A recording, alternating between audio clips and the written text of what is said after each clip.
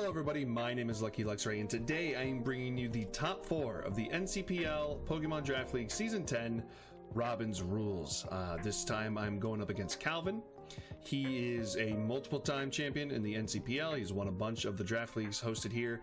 He's one of the founders of the group, so he is proven he's very good, always has been, always stayed consistent, and always manages to find his way into playoffs. So he is a very, very strong competitor, argued to be the best, if not one of, and he is going to be somebody I'm going to have to outbattle or maybe even get lucky against in order to proceed into playoffs. So when talking over with Robin, here's a couple of his thoughts that he was going up against. Low kicks, really strong. It's just a really strong Pokemon, even with the resistances of Bug and Dark. It is just very good as a whole. Its first impression, Sucker Punch, kills a lot of my strong threats, like Mega Alakazam or Choreo and Victory Bell. Psychic Terrain would be a neat little tech, but it could also run Protect and Substitute to help deal with it. So honestly, it was up to me to decide what I thought would be nice. And then Rocks would be good to hinder it a lot from coming in. Mandibuzz and Swampert could take a few hits from it if need to, and then you turn out. Klefki is probably the best thing to go in against it, but it is a dark type, so the prankster moves won't work, but foul play is pretty cool.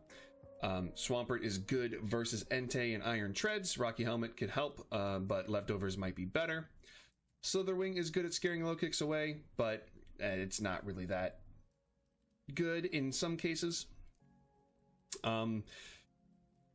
Mandibuzz was really good into his team, and he knew that, but I wanted to switch up because I felt like I needed to out-offense him a little bit.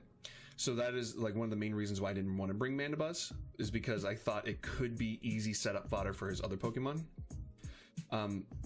Robin definitely was thinking like, we want at least Swampert, Mandibuzz, or Klefki in Zam in every match, and I was like, I think Klefki would be better to help win. There's one that, and then he gave me several team compositions, but I ended up going with these teams. I'll go into Team 2 and possibly Team 3 if we make it to Game 3. Team 1 is Mega Alakazam, as you can see, with Psychic Terrain, Psychic, Shadow Ball, Focus Blast. Psychic Terrain was to stop the obvious low kicks or any other priority that he has, like Extreme Speed on the Entei. I have offensive, really bulky, max HP Raging Bolt with Weather Ball to beat the Iron Treads. There is Heat Rock, especially defensive Torkoal, because I figured that if he was going to bring Iron Treads, it was going to be a special set, and I wanted to live at least a hit in order to get a Rapid Spin off or a Fire move in order to cripple the Iron Treads. There is a physically defensive Swampert, there is a physically defensive Klefki for the low kicks, and then a physical Victory Bell to help sweep in the sun. So, with all that being said, let's go ahead and get into the first battle.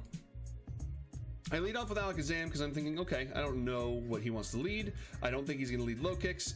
If anything, I think he's going to lead Iron Treads, and I can just Focus Blast that right away. Pretty safe, or at least Shadow Ball it to get some chip, and it can't really OHKO me back. But he leads Entei. I'm like, okay, so already I think I'm in a bad lead. I need to switch out. I can't stay in and risk the band because Psychic does not one-hit KO Entei, and if he Sacred Fires, I die immediately. And I cannot risk Alakazam dying this early because it's one of my strongest backbones of this team. So I switch out into Swampert, scouting what he wants to do, and he goes for Substitute. So, what do I do here? Substitute's scary. Swampert can beat this if it doesn't have a Trailblaze, but if he is sub-protect Toxic, it can't really hurt Swampert, but Toxic can definitely do some damage to it. So I'm like, okay, I'm just gonna go straight for the flip turn just to see what he wants to do, and he goes for Toxic. So at this point, I'm thinking this is definitely sub-toxic, and I think that Alakazam can beat this 1v1. So I Mega Evolve, he protects to scout what I want to do. I go for Focus Blast because I'm thinking, okay, he doesn't want this to get chip damage. Iron Treads is an obvious switch in. I'm just going to click Focus Blast. And then I click it again, thinking like, okay, this is a mind game, this is a 50-50. he doesn't want to take a Psychic. He doesn't want Chip on this, because this is obviously like a defensive set. So I'm going to click Focus Blast and hope that he switches. It's an over prediction. I click Focus Blast and he Sacred Fires, does a lot of damage and burns. That burn is crucial because now this is on a timer. I can only keep this in on 1, maybe 2 more attacks. So I'm thinking, crap, he's going to protect here, get an extra set of chip damage, and I'm not even going to risk it. So I'm going straight into Swampert, and I think that he's going to protect here just to get a little bit more HP. So I'm like, okay, I'm just going to get my rocks up here and then flip turn out the next turn just to see what he wants to do.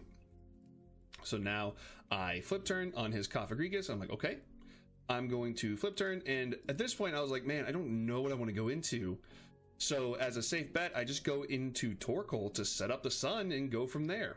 And I'm thinking, okay, from here, now I can go straight into Raging Bolt because there isn't really anything that wants to switch in on a Raging Bolt attack, even the Cofagrigus. He goes for knockoff to get rid of my leftovers. That's fine. I'm like, okay, cool. Now I can just start spamming Weather Ball because there's nothing he doesn't have anything for Weather Ball immediately. He has his Latios, but he doesn't want that to get chipped, so he just stays in with Cofagrigus and Toxics my Stratus to put it on a timer, my Raging Bolt, and I'm like, okay, well, I'm just going to click Weather Ball again because I have no reason not to, as he sacks the Cofagrigus. So now this is on a timer. So 2 of the most offensive threats that I have on this team, other than Victory Bell, are on a timer. I'm like, okay, this sucks. I'm down. I feel like I'm in the behind. So he goes into Iron Treads to scare out my Raging Bolt, but I think that he's going to go for Rapid Spin as he does, and I go for the Weather Ball to just straight up KO the Iron Treads, and I'm thinking to myself, okay, now I'm in a much better position than I was in, but I'm still scared. He goes into Heliolisk. I should have switched out at this point, but I figured, okay, if he has Hidden Power, it's gonna suck, but he can just Hyper Voice. I lived to Hyper Voice if he had it. He goes for Hidden Power and OHKOs my, not OHKOs, but he KOs my Raging Bolt. So then I go into Victory Bell, I just Poison Jab because he doesn't have a switch in for it, and then he goes into Entei. And then at this point, I'm thinking, crap, this has got to be physically defensive. And I could have figured that out. This is either max attack or max physical defense because my Focus Blast did 54 earlier to this. And this told me that he was physically defensive, so I couldn't stay in with Victory Bell because I knew I couldn't kill. He's going to go for the Sacred Fire and just straight up knock out my last real threat to his team. So I go into Swampert thinking, okay, I can just live whatever, and he's going to click Protect, I believe. No, he doubles straight into Latios, and I'm like, okay. I click Flip Turn because I don't care what he's going to do. If he protects, I can just click Flip Turn again. He doubles into Latios, but at this point, I should have went into Mega Alakazam because what is Torkoal going to do against Latios? There's nothing that Torkoal can do. I think at the time I was fearing a Calm Mind right out of the gate, so I wanted to get Torkoal in so I could clear Smog immediately. I didn't want to risk anything, and Torkoal can beat this because it's especially defensive, but it turns out he is Substitute, and he clicks it here against my double on the Mega Alakazam. And one of the things that Calvin told me as he after the battles was that the one way to beat my team is to just slowly whittle it down with a lot of not stall but just toxic sub protect. It's like that's a good way to stop this team because of the lack of recovery on it essentially. So I'm like, okay, I'm just gonna keep breaking the sub, but he keeps clicking Substitute to be safely behind something that can eat a hit. I'm like, okay, well, I have to keep clicking Ice Beam, but he clicks Substitute on a misclick. I don't know what I think he was trying to go for a Calm Mind here because he later shows that he has Calm Mind, but he was saying in the chat how stupid he was because he forgot to do it. He's like, why did I do that? But it didn't matter because he was able to get the Calm Mind off anyway. They risked the freeze there, but that didn't really matter. He goes for Substitute again, and I'm just clicking Ice Beam because I'm just trying to break the sub on a hopes that there was a roll. 24% was the max, and he goes for Draco to clear out the Swampert. And I'm thinking okay, if he has Dragon Move and Mystical Fire, I can't go into Klefki because it loses. It just straight up loses. So I'm like, okay, well now I have to go into Klefki, and he Calm Minds again because he's at -1 special attack, and I'm just foul playing to get rid of this. Get rid of the sub. And then he goes for Mystical Fire again. And he did reveal that he has the Mystical Fire. And that does over half to my Klefki, and now I'm in a very bad position because he has Entei that he can go straight into, and it doesn't even kill. Foul Play doesn't even kill, which sucks. So I'm like, okay, Klefki has to die because I'm gonna last ditch effort. I'm gonna go into Victory Bell to hopefully KO the rest of his team. He has First Impression. If he goes into low kicks, I'm going straight into Torkoal. I should have went into Torkoal here, but I was like, man, I think I need a crit in order to win anyway. So I go for Poison Jab, it lives, he Sacred Fires, and at this point, Entei is able to Toxic Stall my Torkoal because I don't have Earthquake on this thing. And I'm like, well, Rapid Spin might be able to do enough. But he is now in range. No matter how many Rapid Spins I get, I'm not going to be able to outspeed an Entei or behind a sub. So he doesn't even go for Substitute because he knows he doesn't have anything. I don't have anything to hit him. So I'm just like, well, maybe I can get enough Rapid Spins to win, but no. Between the Protects and Leftovers recovery, there's nothing I can do, and Torkoal goes down here to Toxic. So I'm down 0-1 in the series so far, and I'm like, okay, well, now I have to play for my playoff lives here. The next game I lose, I'm out of playoffs, and I am done with the season. So let's go ahead and get into game 2. Game 2, I switch up the team. I don't bring Raging Bolt, even though I thought it was really good here. But I bring Nasty Plot Zam instead of the Psychic Terrain. I replaced it with Nasty Plot. I have specially defensive Swampert. I have Switcheroo Klefkis with Sticky Barb because I wanted to cripple the Iron Treads. That's what the goal was. Iron Treads was going to be a switch in, and I was going to be able to switch that in. I have Koba Berry Slitherwing, max defense to live an Adamant Scarf Brave Bird from Crobat after a layer of Spike or Stealth Rock. Then there was Life Orb Sheer Force Tauros, and then Quiver Dance Oricorio. So I'm thinking, okay, I'm just going to lead off with Klefki and immediately switcheroo something away because I don't want this to have the Sticky Barb as he leads with the Crobat. I'm like, great. The only thing that would be bad for me is if he goes into Ogerpon, which he does immediately. And I'm like, golly, man. I was like, hey, that was a good prediction. He's like, that wasn't really a prediction. That was just me, like, thinking I can just go straight into Ogerpon. So I'm like, okay. So now I'm just going to click Thunder Wave because I'm like, I want to at least cripple this with what I got. This is taking chip damage. It is what it is. There's a Spike on my team, or on my side. But I assume, I don't know what he goes for there, but I switch into Oricorio because I'm like, I need to get something set. I need to get something going. And he's paralyzed, so maybe I can get some para hacks here. So I go for Quiver Dance as he goes for Ivy Cudgel, but he gets paralyzed again. I'm like, great. So now I'm +1 for free, and I can just start clicking Hurricanes. Hurricanes are nice against him. So I click Hurricane, get rid of the Ogerpon, and I click Revelation Dance, do over half to the Iron Treads. As he clicks Knockoff, I live, which allows me to get another Revelation Dance off and get rid of the Iron Treads. So now I'm in a great position. I'm up at bare minimum 2 Pokemon right now, and I'm good to go. He brings out the Crobat, which tells me that this is indeed Scarf. So I'm thinking, okay, I can preserve this for a sack, or I can just attack. Either way, Pursuit is his best play, so he clicks Pursuit as I switch out, and I'm thinking, all right, cool. So now I get a free switch into Klefki, to which I can switcheroo whatever I want. But he goes into Koffagrigus, and he gives me the Assault Vest. So now the only move I can click on Klefki is Foul Play. So I'm like, okay, I'm just going to stay in, hoping he KOs me, and he goes into Wigglytuff. This is scary. So, and I don't know what this is going to do. So I go straight into Swampert as he Calm Minds. And I'm thinking, I don't have a poison move on Swampert, so this is really bad if he gets a lot of Calm Minds. There's nothing I can do. So I'm thinking, I'm just going straight for Flip Turn, and I'm going right into Tauros. I'm not playing around with this thing as he clicks Calm Mind again. I'm like, great. I don't know what his spread is. I know he's competitive because he wanted to bring this in on Mandibuzz on a Defog. But I'm thinking, okay, I'm clicking Body Slam. I don't care if Koffagrigus comes in, I'm clicking Body Slam. He has a Sticky Barb, so the chip is going off. I'm like, okay, I'm going straight into Swampert. I'm not worried about it. He body presses. Great. I am at a good percentage of health, and I have leftover, so I'm getting chip back. So I'm thinking, okay, I can get my Rocks up here, because Rocks is really good for the Scarf Crobat. That limits the amount of times you can switch in, and I don't have to worry about as much chip damage on that, as well as it chips down the Cofagrigus as it comes in. Same with the Wigglytuff.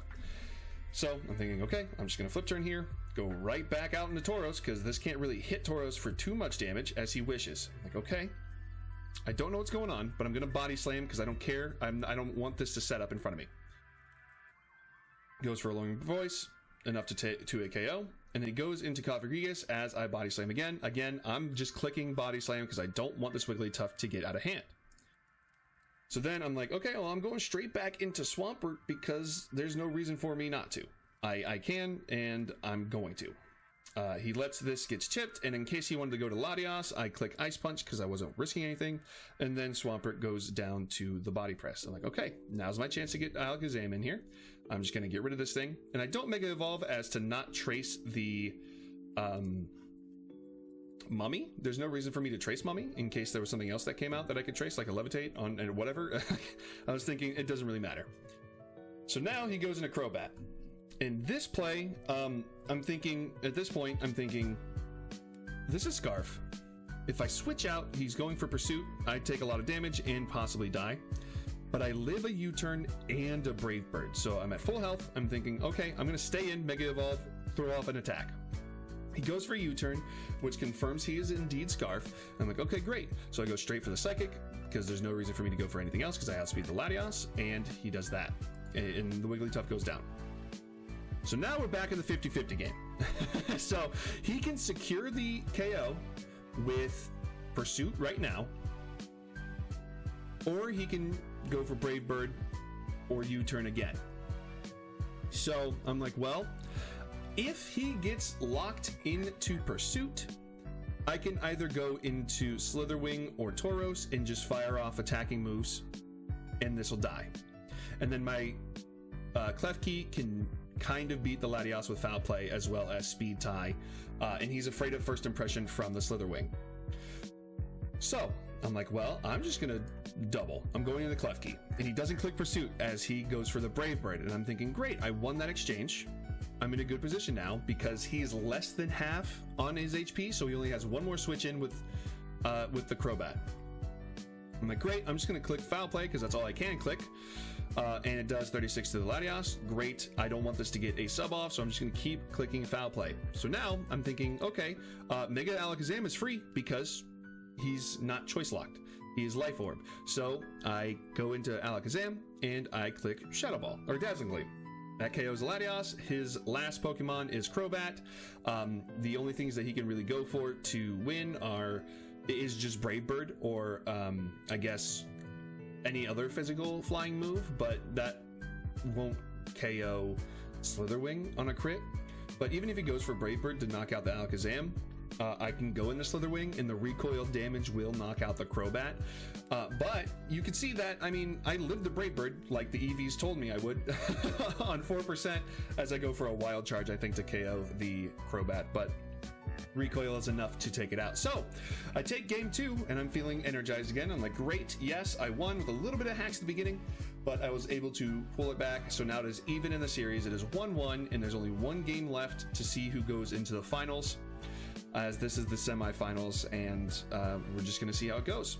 So game 3, I bring 4 attack Alakazam. I think it's just Psychic, Focus Blast, Shadow Ball, and Dazzling Gleam, just because I didn't see ever an opportunity to set up with Alakazam because of the way Calvin played.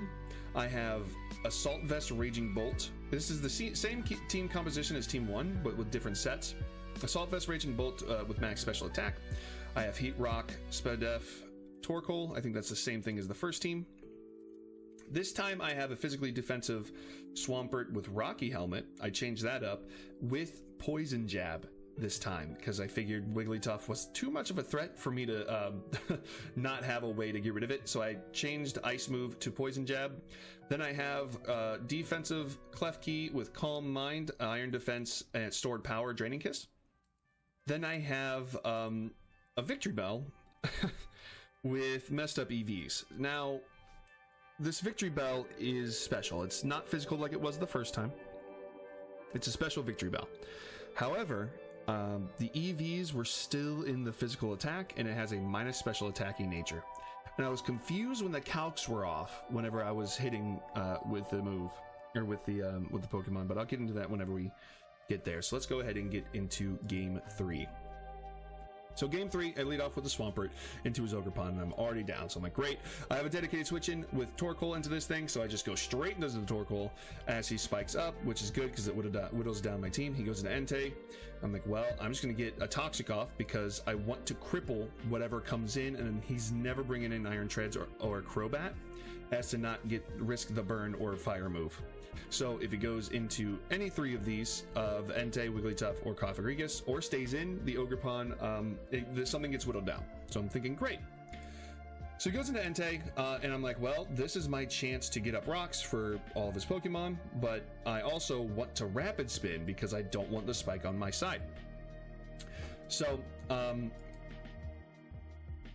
don't even have rocks on this Torkoal. I have it on Swampert, actually. But he predicts the switch to Swampert and goes for Trailblaze, which, good on him. It was a great play on Calvin, but the Rocky Helmet and the Toxic are taking its toll on the Entei, and if he wants to KO the Swampert, then he has to go for Trailblaze again, and then Toxic plus Rocky Helmet would bring it almost to knockout range. So I'm thinking, well, I'm sacking my Swampert here, and he's sacking his Entei, or I'm getting rocks up. He switches out into Ogerpon as I get my rocks up, and I'm like, great, love this. So I go into Victory Bell because I'm like, well, he doesn't really have a move to go for that does a lot of damage to me except for U-turn, and I still outspeed everything except for the Crobat, I think. So I'm thinking, okay, if he gets a spike up, I'm fine because I'm straight into the Victory Bell. And then I'm like, great, I'm gonna go for Sludge Wave, and then I see the damage. And I'm like, what? Why did that not KO? Like, is this really specially defensive? And then I put it into calc, and even if it's max special defense, it still dies. So I'm thinking, what? So then I check the team builder, and it has minus special attack nature, max EVs in the physical attack. And I'm like, oh my god, dude, that's so frustrating. Because the EVs didn't change when I went. I didn't change the EVs whenever I went to go in it. But it's whatever.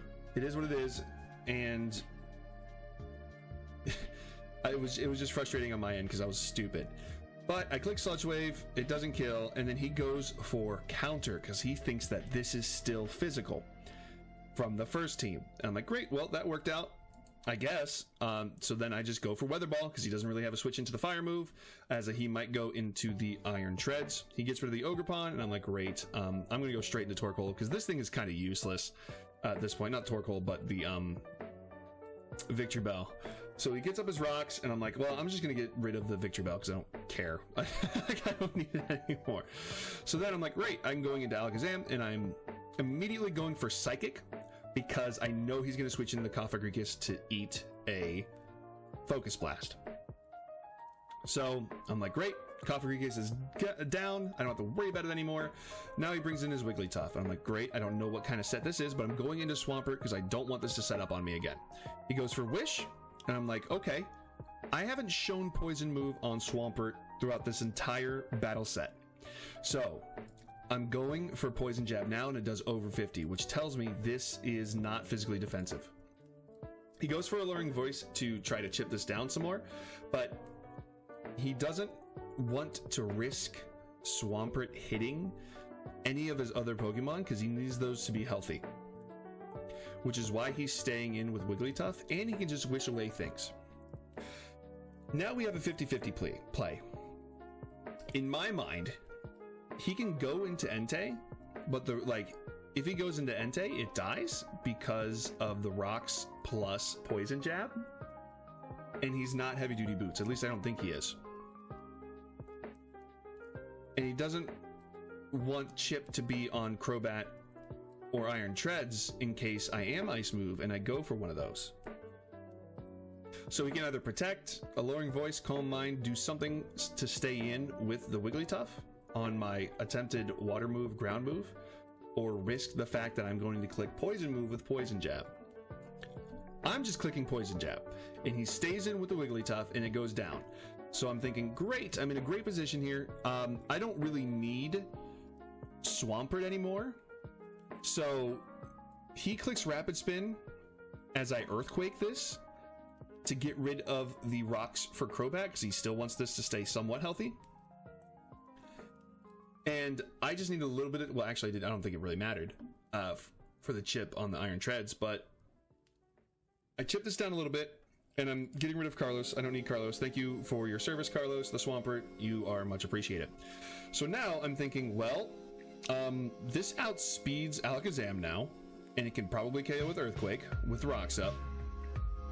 I don't really have anything for it with Klefki, so now I have to hope I live an attack with Raging Bolt, but I don't really have anything to hit it back because Dragon Pulse doesn't KO. So I go into Torkoal to set up the Sun, and I know this is a sack because either he stays in and attacks this or switches into one of these two, Entei or Crobat, to take a hit like a Lava Plume, or he KOs this and I go into Raging Bolt immediately.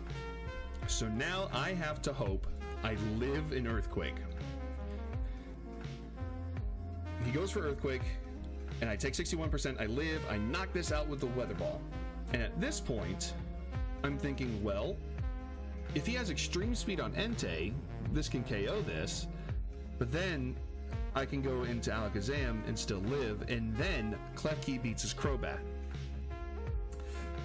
And he can't go into Crobat on the risk that I have Thunderclap. So here I'm thinking, I'm clicking Thunderclap no matter what, because if he doesn't go for Extreme Speed, I KO this. So he goes out in the Entei, I click Thunderclap, and it out-prioritizes whatever move he was going for because he didn't go for Extreme Speed, and I click Thunderclap again and clean up the rest of his team with Raging Bolt, and I am able to make it past Calvin and go to the finals of the NCPL. This was a very hard set. I got a little bit lucky the second game, which I apologize. I mean, but again, Pokemon is Pokemon, and it wouldn't be what it is without the RNG factor, like I've mentioned before. So it was